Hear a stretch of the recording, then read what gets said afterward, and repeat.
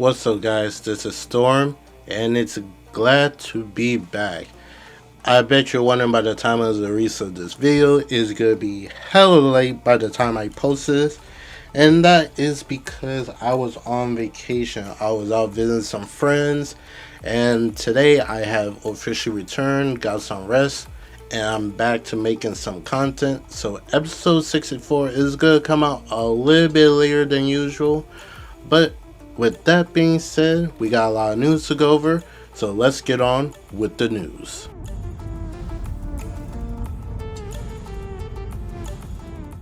Okay, with this bit of news, I want y'all to take it with a grain of salt, but this is involving the development, the release, and marketing for Kingdom Hearts 4. Apparently, this rumor came out from a so-called leaker, and he said that is the Kingdom Hearts 4 delayed from 2026, now targeting X3 2027 to ensure quality. So basically, quarter 3 2027, that's like somewhere around the fall season. The next trailer at D23, TGS, or Game Awards. So those are the three possible events that we could see a new trailer for Kingdom Hearts 4. Depending whether they secure a spot, followed by consistent marketing.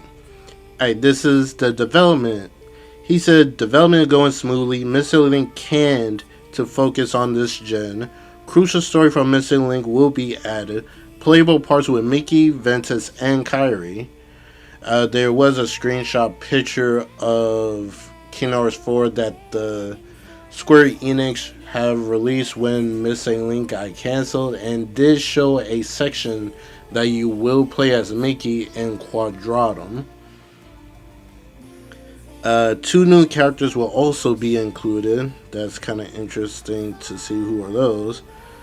The gameplay and combat. Expanded combat, build/chain of bonding's great overhaul. Keyblade switching returns. Versatile combos, evolved Kingdom Hearts 2 style reaction commands, Riku multiple long and playable stretches, so basically saying Riku could be a playable character multiple times through the game. Active party member switching scrapped, so in Kingdom Hearts 3 they had this thing that you could get more than 2 party members with you, but you could able to switch them out on the fly without having to go to a save point. So apparently he's saying that's been scrapped. Critical mode and data bosses are planned, which not surprising because besides Kingdom Hearts 1 that only had Proud mode, critical mode had become a factor in the Kingdom Hearts games. Reworked online multiplayer companion. Don't know what could this mean. Originally meant to link with Missing Link, now act as a separate experience. So it was supposed to tie in the story of Missing Link, but now it's going to be its own separate experience. The worlds and setting. Massive focal point for the story, larger than all Disney worlds combined, highly expansive, cinematic spectacle and exploration. Marvel/Star Wars approved years ago. There was one in the first trailer for Kingdom Hearts 4. There was one area that looks like it was in the Star Wars universe, judging that you can see a leg that looks like to be a AT-AT from Star Wars.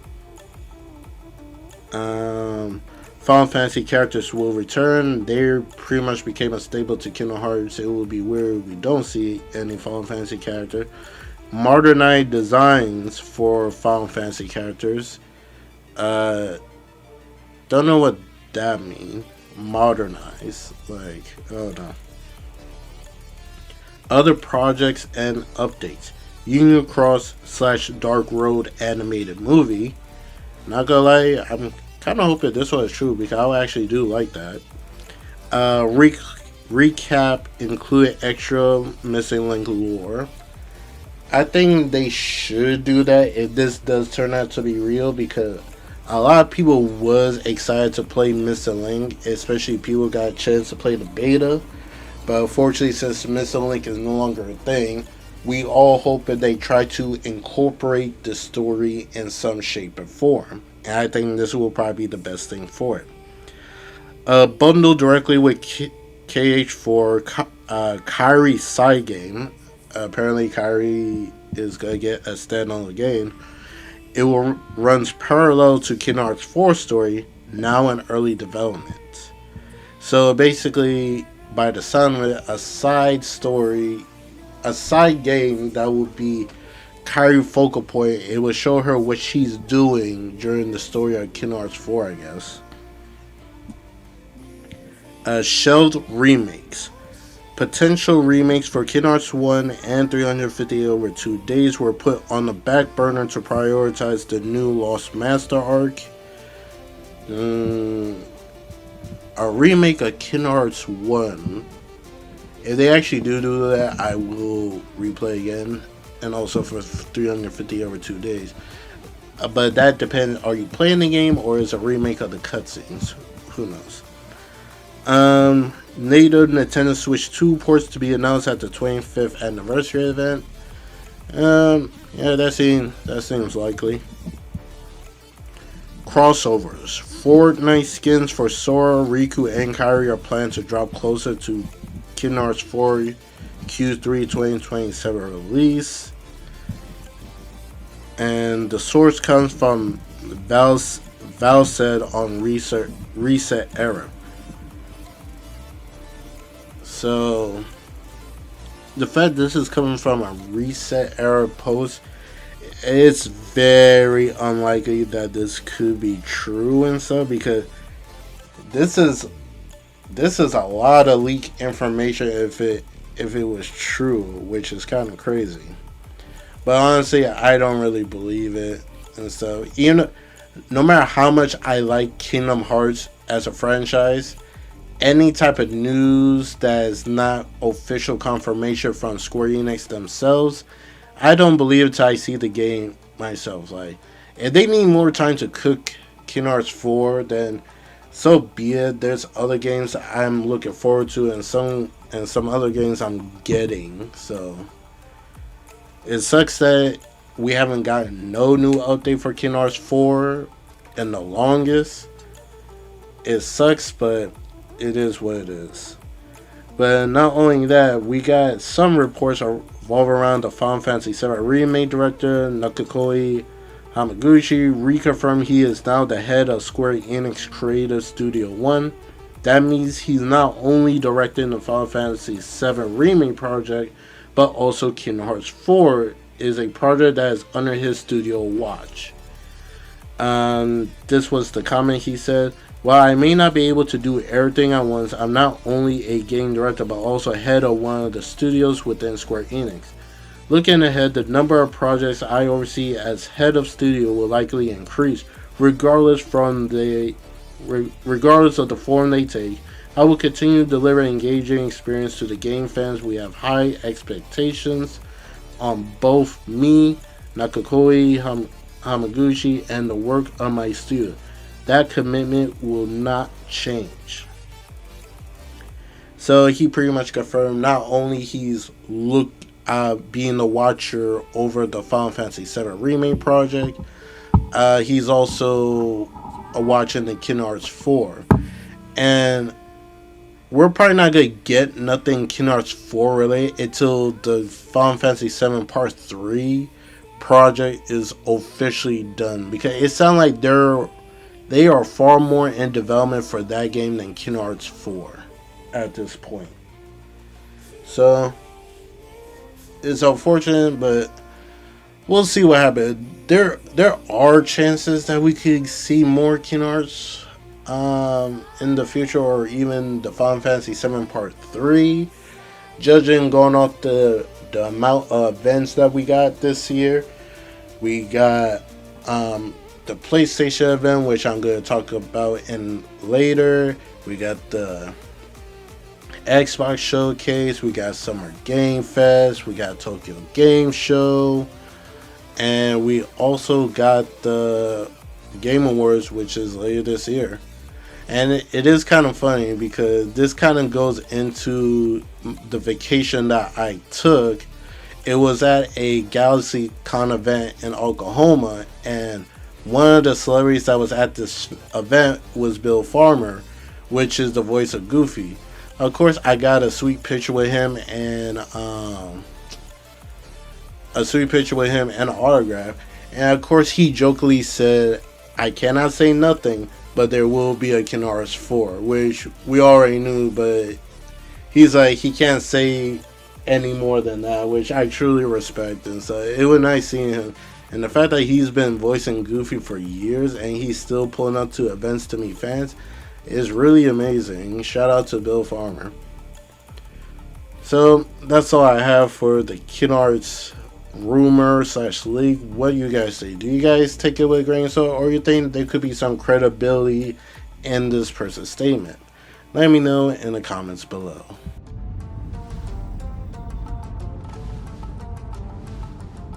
More rumors of supposed Infamous is returning. Apparently, Sucker Punch have deleted a 2022 post where they claim to have no further plans for Infamous.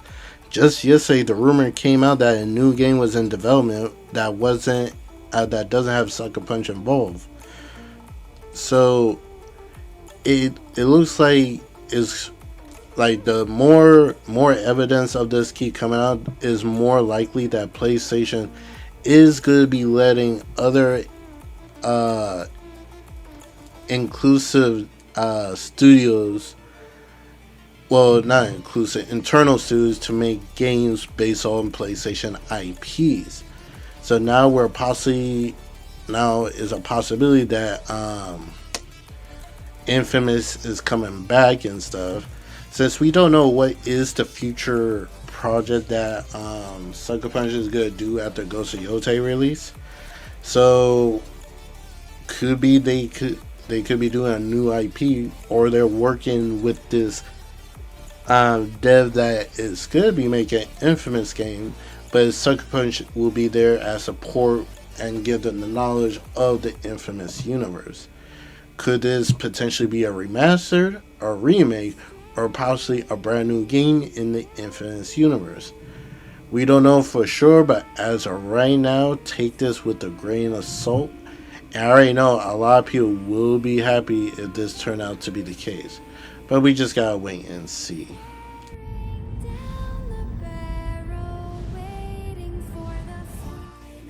In March, Jason Schreier had put out a article saying that PlayStation is going to pull back their single-player exclusives from PC. But now it turns out even more evidence pointed to this, because he posted an article saying that PlayStation single-player games will be exclusive to PlayStation consoles. PlayStation Studios CEO Herman Hulst told staff today. So there you have it. A lot of people did not believe Jason Schreier when he made that article, which is kind of funny when you think about it, because they believe him when it comes to everything else, but for some reason when it came to this one, they call him a Sony shill, and then they didn't believe it whatsoever. So now we have news that Herman Hulst have spoken to staff saying that their single player games will be exclusive to their consoles, but multiplayer will be released on PC. So pretty much what they originally was doing before they decided to put their single player games on PC. So this caused a big old stir and stuff. People are saying like Sony is leaving money on the table. They don't know why Sony doing this. They say that's why Sony is gonna go broke. This is why their games are not gonna sell now. All this, that, and a third. Like it always boggles my mind if people who call PlayStation games trash, why do they care if they're only gonna have it on their platform? Like you can only play on their platform. So you don't really care. It shouldn't bother you whatsoever. But apparently everybody throwing a big old hissy fit about when this news came out. And honestly, like, yeah, like you didn't care for PlayStation games from the start. You shouldn't care about it now. So it's all good and dandy. People are saying they probably now got to buy a PlayStation to play Wolverine or Intergalactic. Some even saying that since it's not coming to PC, people are saying they're not gonna spend this amount of money just to play one game. And I always hate that argument. Why it always has to be? Why you need to play one game on a console? There's a ton of other games that's available on the console. You could probably say, "Oh, because I got a PC to play all the third-party games." All right, there could be games that's on consoles that's not even out on PC, like GTA 6, for example. So far, we haven't seen any confirmation that it will launch day one with the console's release. So it's like, is that a game that you're willing to wait to come to PC? A lot of people will most likely say no to that because they're not gonna wait because it's just gonna run the risk of being spoilers. Content content creators gonna be posting the story mode on social media on their channel, going over how long the game took, going over key story points and stuff, looking for any type of reference to real life or any previous GTA game. It is what it is and stuff. So that's all I have to say on it. To be honest, like honestly, are you guys upset that PlayStation is not releasing their single player games on PC anymore, or are you just okay with the multiplayer? Because every single thing that involved with PlayStation, it's some weird way is always becoming like newsworthy when it's like something not that bad, but they could spin it to be bad. It is a whole nonsense thing. But yeah, there you have it. PlayStation single player games will be exclusive on the platform.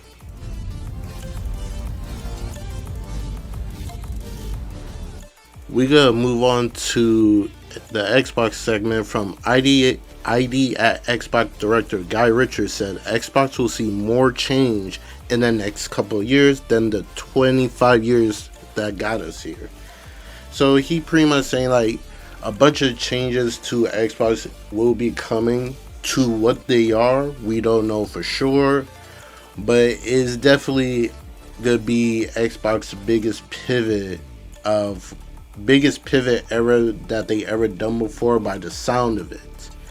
Because we have the new CEO Asha have making changes at Xbox, changing new leadership, dropped the price of Game Pass by $7, and doing a whole bunch of other things that she's trying to do to get Xbox back to its former glory. And they also came out with a player voice program that let players share feedback on Xbox and track its progress when it has been received and reviewed.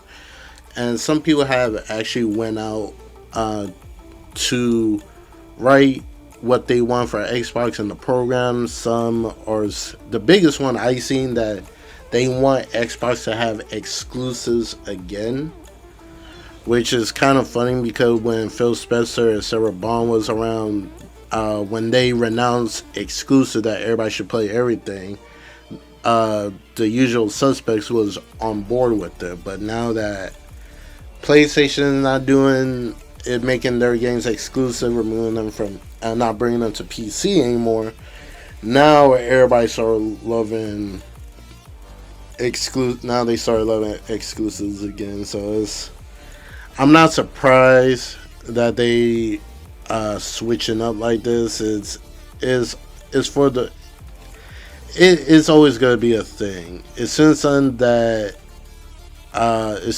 a CEO or a higher up say something, they'll follow suit with it no matter what. So it is what it is. But we'll see what Asha is gonna do in the future, since June 7th will be the first Xbox showcase that she will be in charge of. So we'll see what news she got for the Xbox community and for the gamers in general.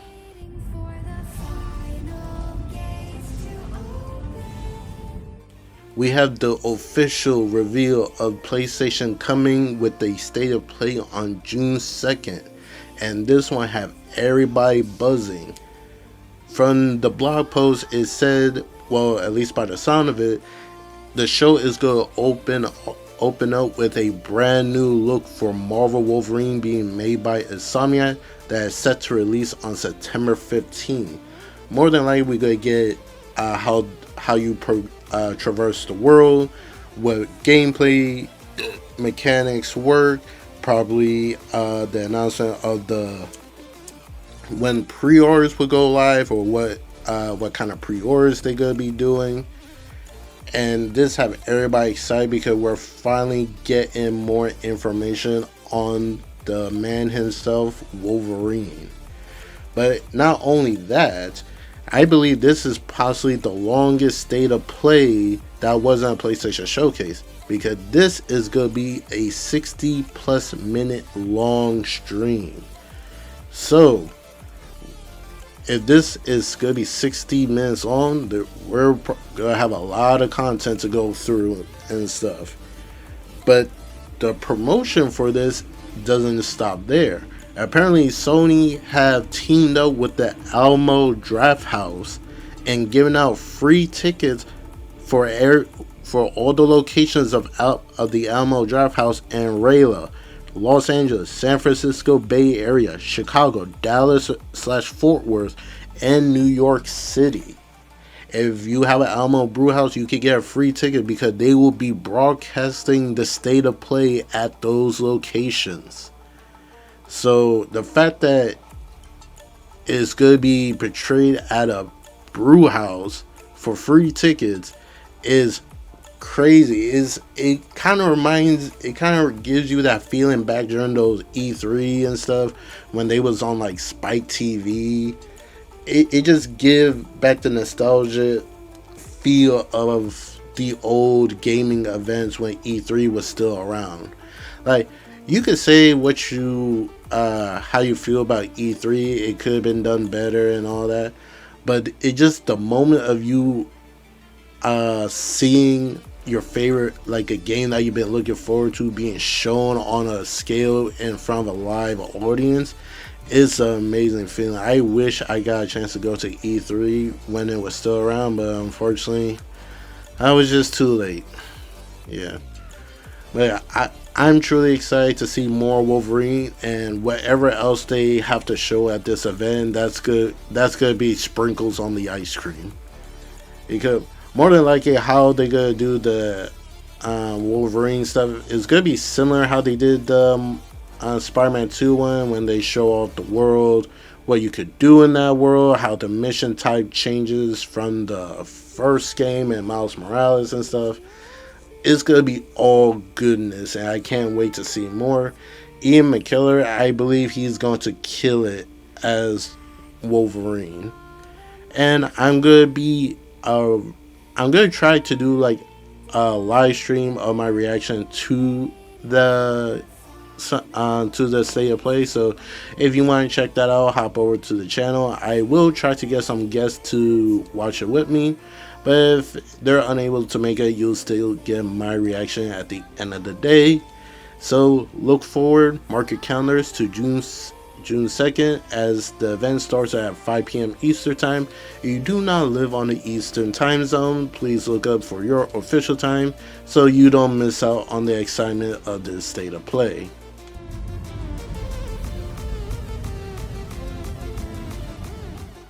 Sad news that it came out that Destiny 2 will receive its final content update on June 9th of 2026.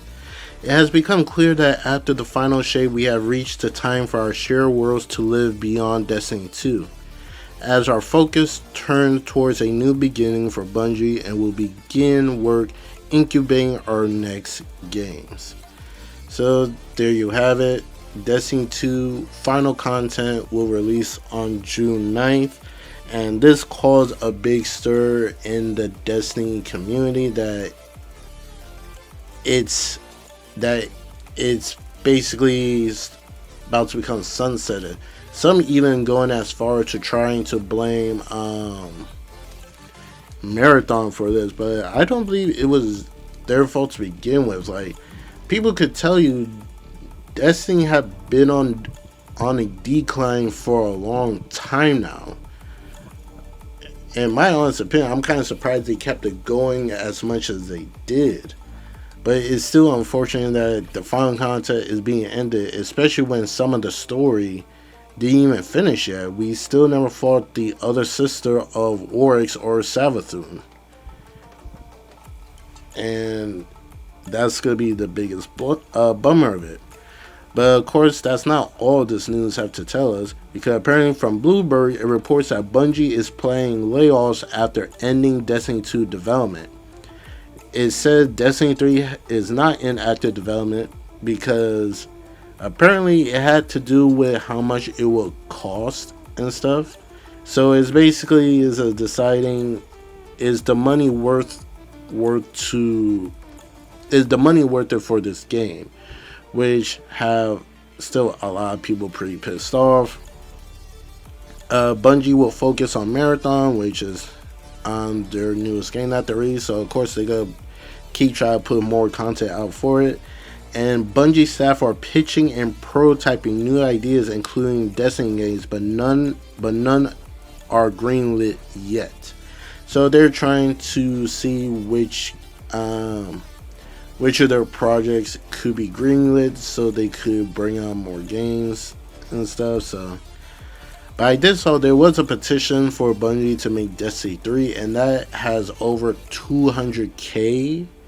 And even some of the voice actors got into it also to make sure this project actually goes through and stuff.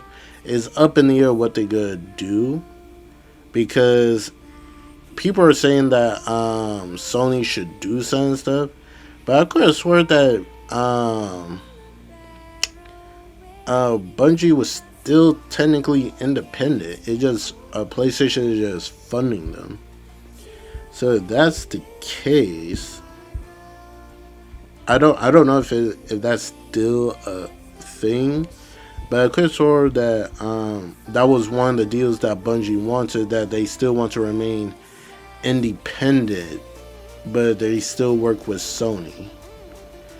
And of course, this also brings up the discussion that Sony $3.6 billion on Bungie was a really terrible gamble, and yeah, I bet Sony just fuming after all the missteps that Bungie had, and they kind of regret that, to be honest. It's basically Bungie was a panic purchase after the whole incident with the whole Call of Duty and Microsoft stuff. Sony just prematurely put money towards Bungie instead of hoping they could struggle with them. And yeah, Destiny probably makes a lot of revenue and stuff, but it's like, but if the team not fully committed on making it better, then what's the point, honestly? I digress. Hopefully they could work something out or something, but we'll see.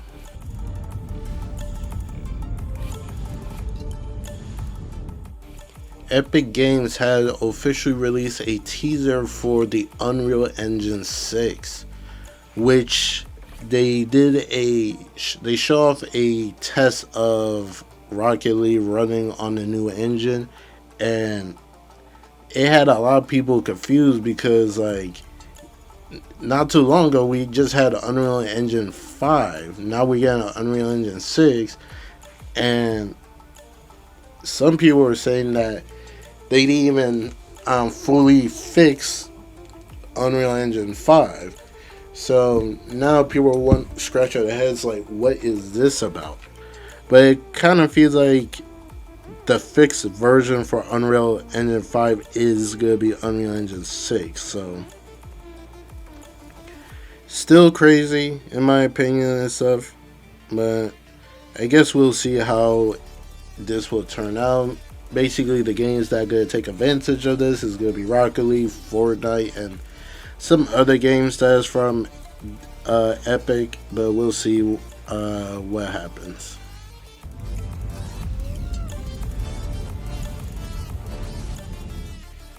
It is crazy that it had been announced that Star Citizen has crossed 1 billion total donations. This game has been in development since 2012 and is still in alpha with no official release date. Bro, I don't want to say it's a scam, but like that is crazy. How this thing's still getting donations and the game have never left the alpha stage of it. That is beyond crazy. Like, why is this not talked about the most and stuff? Because I swear on everything, if it was anybody else, there would be a huge riot for it, because this is inexcusable. Because how you would have over 1 billion donations and the game is not even out? It's been 14 years. It's literally been 14 years this game had been worked on. And we had a whole bunch of games come out before this game ever did.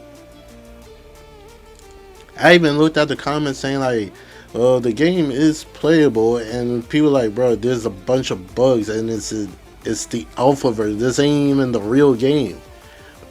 But somehow, whoever is making this was able to get away to getting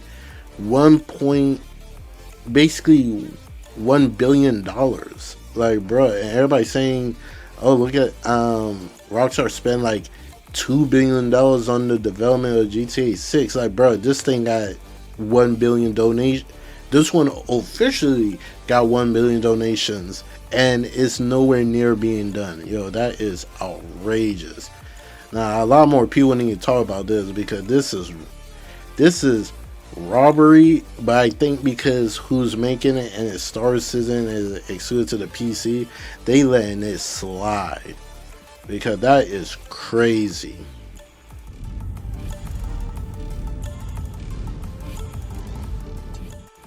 If you were looking forward to Judas from Ken Levin and Ghost Story Games, well, you might as well take it off your list, because you're not going to get that anytime soon.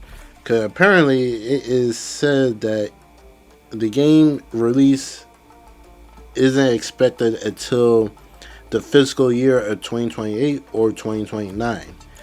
That's the window.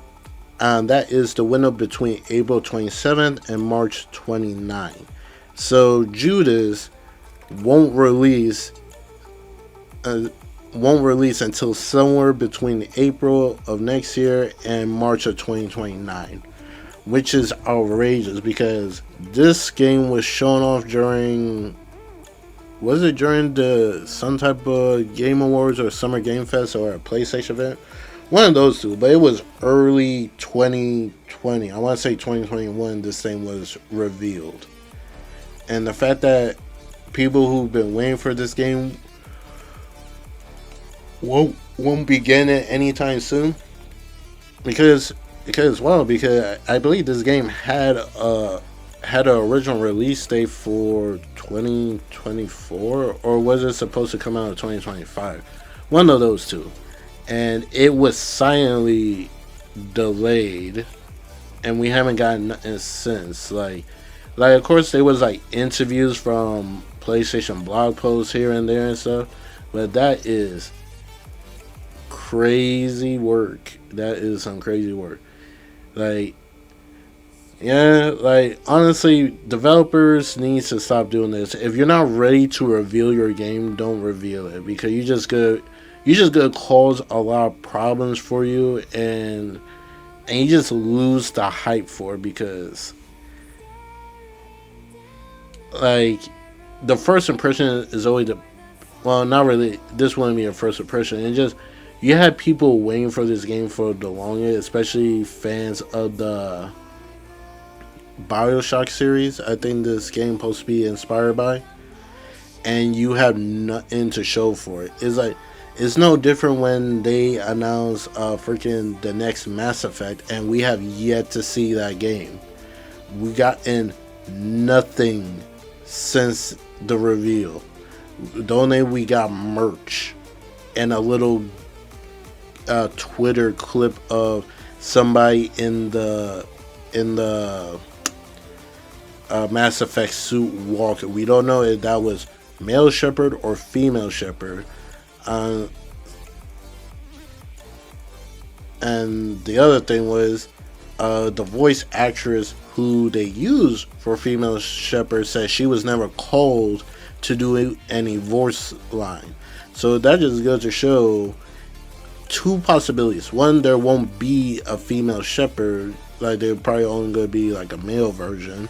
Or two, they have not gotten no type of voice work done for this game. That the actress have not been in the booth since. Granted, that was a while ago that she said that, so for all we know, she probably have done some work.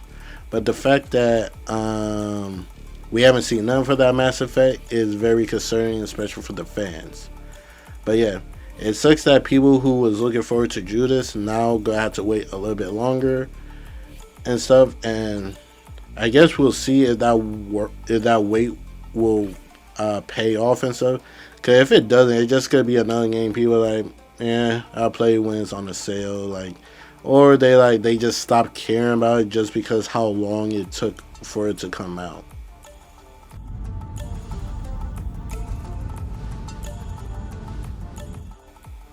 Sony has filed a new trademark in the US and Europe for the word break-in, which some people believe it is the new name for the upcoming multiplayer game, Fair Games, and they believe that they basically rechanged the name to called Break-In now.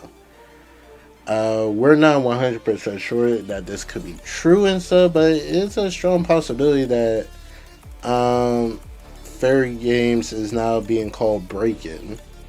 Because it is kind of interesting. This news came out like a little while after, like the next day after when the state of the play was announced. So I guess we'll see what happens, because it could be a strong possibility that they'll show it at the state of play and stuff.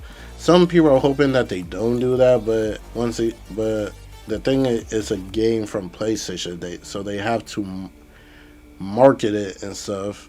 But yeah, we'll see how it turns out in the end.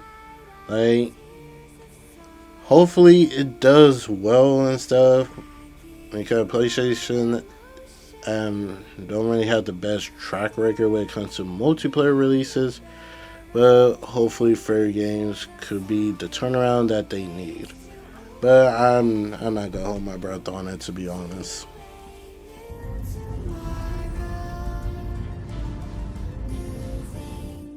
We gotta end off the video with a brand new information involving Media Molecule, the developers behind Little Big Planet and Dreams. Their new IP is gonna be an open world content. And they did say this is something that is not a game that you make to have fun like how Dreams was. So by the sound, they're making an official video game like how they did with Little Big Planet. And they have been quiet for a very long time since Dreams release. Like, even some people were saying, like, how come they didn't get shut down and stuff. But it looks like they're hard at work, and we're probably getting close to the time when they will eventually release what they've been cooking. So I'm excited to see what PlayStation first parties that had been quiet for some time to finally see what they're working on and stuff. And yeah. that would be the end of this video. What do you guys think? Are you guys excited for the PlayStation State of Play? What games are you looking forward to see from this event? The summer for game events is really about to kick off with a rumor Nintendo Direct, Summer Game Fest, Xbox Showcase, which will also lead into the Gears of War E-Day event. And you got PlayStation State of Play, which Marvel Wolverine will be the opener for the event. So a lot of good stuff is going to be coming in the later year. So this will be it. I'm Storm. Glad to be back. I hope you guys have an amazing day. Please like and share the video. It will help me out greatly. And I'll catch you guys in the next video. Peace out.